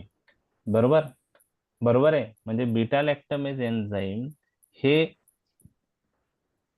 बीटा लॅक्टम अँटीबायोटिकला काय करतात? ब्रेक करतात, डिस्ट्रॉय करतात थोडक्यात. त्यामुळे बीटा लॅक्टम अँटीबायोटिक्स अशा ऑर्गॅनिझमच्या अगेन्स्ट इफेक्टिव्ह राहतील का जे बीटा लॅक्टमेज एन्झाईम प्रोड्यूस करतात? नाही राहणार. काही आहे. आपण जे निमोनिक पाहिलं, पेनिसिलिनेज रेजिस्टंट पेनिसिलिन, क्लोक्झासिलिन, डायक्लोक्झासिलिन, ऑक्झासिलिन, मेथिसिलिन, नॅपसिलिन, ते राहू शकता. पण एक्सटेंडेड स्पेक्ट्रम राहतील का? नाही राहणार. कारण ते पेनिसिलिनेज काय आहे? ससेप्टेबल. म्हणजे जे पेनिसिलिनेज ससेप्टेबल पेनिसिलिन आहे किंवा जे बीटा लॅक्टमेज ससेप्टेबल पेनिसिलिन आहेत, ते ह्या बीटा लॅक्टमेज किंवा पेनिसिलिनेज एन्झाईमने काय होणार आहे? डिस्ट्रॉय होणार आहे. मग आता ह्या एन्झाईमला इनहिबिट करणारा ड्रग आपण ह्या पेनिसिलिन्स बरोबर यूज केला, बरोबर आहे. समजा आता अमॉक्झिसिलिन बरोबर क्लॅव्हिलिनिक ऍसिड ऍड केला, बरोबर आहे. तर हे अमॉक्झिसिलिन आणि क्लॅव्हिलिनिक ऍसिड जेव्हा मायक्रो ऑर्गॅनिझम मध्ये एंटर होतो दिल्यानंतर, तर तिथला जो बीटा लॅक्टमेज एन्झाईम प्रेझेंट असेल मायक्रो ऑर्गॅनिझम मधला, तो काय करेल? जर अमॉक्झिसिलिन अलोन यूज केलं तर अमॉक्झिसिलिनचं डिस्ट्रॉय करेल तो. पण अमॉक्झिसिलिन बरोबर जर क्लॅव्हिलिनिक ऍसिड दिला, तर हा क्लॅव्हिलिनिक ऍसिड त्या बीटा लॅक्टमेजला काय करेल? इनहिबिट करेल. बीटा लॅक्टमेज इनहिबिट झाला तर बीटा लॅक्टमेज कार्य करेल का त्याचं? नाही. त्यामुळे बीटा लॅक्टम अँटीबायोटिक डिस्ट्रॉय होईल का पेनिसिलिन? नाही होणार. म्हणजे हे बीटा लॅक्टमेज इनहिबिटर आपण काही पेनिसिलिन बरोबर यूज करतो, काही सिफेलोस्पोरिन बरोबर यूज करतो त्यांच्या प्रोटेक्शनसाठी, त्यांचं प्रोटेक्शन व्हावं म्हणून. आणि त्यामुळं ह्या बीटा लॅक्टमेज इनहिबिटर जर आपण पेनिसिलिन बरोबर कंबाईन केले, तर ते पेनिसिलिनचं स्पेक्ट्रम वाढतं. ते पेनिसिलिन अशा ऑर्गॅनिझमच्या अगेन्स्ट पण इफेक्टिव्ह राहू शकतात जे बीटा लॅक्टमेज एन्झाईम प्रोड्यूस करतात. तर बीटा लॅक्टमेज इनहिबिटरला स्वतःला काही अँटी मायक्रोबियल प्रॉपर्टी अशी नाही. क्लॅव्हलिनिक ऍसिड जर आपण दिलं तर ते काही अँटी मायक्रोबियल प्रॉपर्टी दाखवणार नाही. पण क्लॅव्हलिनिक ऍसिड सल्बॅक्टम टॅझोबॅक्टम कशाला प्रोटेक्ट करतील? बीटा लॅक्टम अँटीबायोटिकला. By inhibiting which enzyme? Beta lactam. Beta lactam. किंवा पेनिसिलिनेज एन्झाईम. पेनिसिलिनेज एन्झाईम, त्यालाच पेनिसिलिनेज असं म्हणतात. तर हे झालं क्लासिफिकेशन. कधी कधी युनिव्हर्सिटी एक्झाम मध्ये शॉर्ट नोट किंवा 2 मार्काला येतं, write a short note on beta lactamase inhibitor. तर खूप जणांना असं वाटतं बीटा लॅक्टम अँटीबायोटिकच लिहायचं त्यात. तर खूप जण पेनिसिलिन सिफिलोस्पोरिन विषयी म्हणजे बीटा लॅक्टम अँटीबायोटिक लिहित बसतात, मेकॅनिझम, युजेस, ऍडव्हर्स इफेक्ट. पण क्वेश्चन काय विचारलाय? Beta lactamase inhibitor. तुम्हाला त्याच्यात कशाविषयी लिहावं लागेल? सल्बॅक्टम, टॅझोबॅक्टम, क्लॅव्हलिन. क्लॅव्हलिनिक. बरोबर आहे. तर क्वेश्चन काय विचारला, 2 मार्कला पण येऊ शकतो. What is the role of beta lactamase inhibitors? बरोबर आहे. तर तिथं कन्फ्युज नाही झालं पाहिजे. तर आपण डिटेलमध्ये नंतर पाहणारच आहे. क्लासिफिकेशन आपण डिस्कस केलेलं आहे. क्लासिफिकेशन लक्षात आलं तुमच्या? येस. ओके.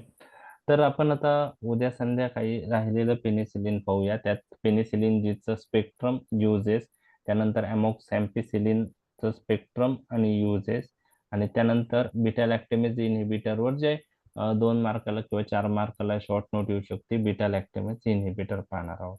तर उद्या राहिलेला पाठ आपण पेनिसिलिनचा डिस्कस करूया आणि त्यानंतर सिफेलोस्पोरिन चालू करूया. तर उद्या सकाळी आपण डायबिटीजचा राहिलेला पाठ डिस्कस करणार आहोत 7:30 वाजता. Okay sir. ओके. चालेल. आता आपलं 11:30 झालेलेच आहे.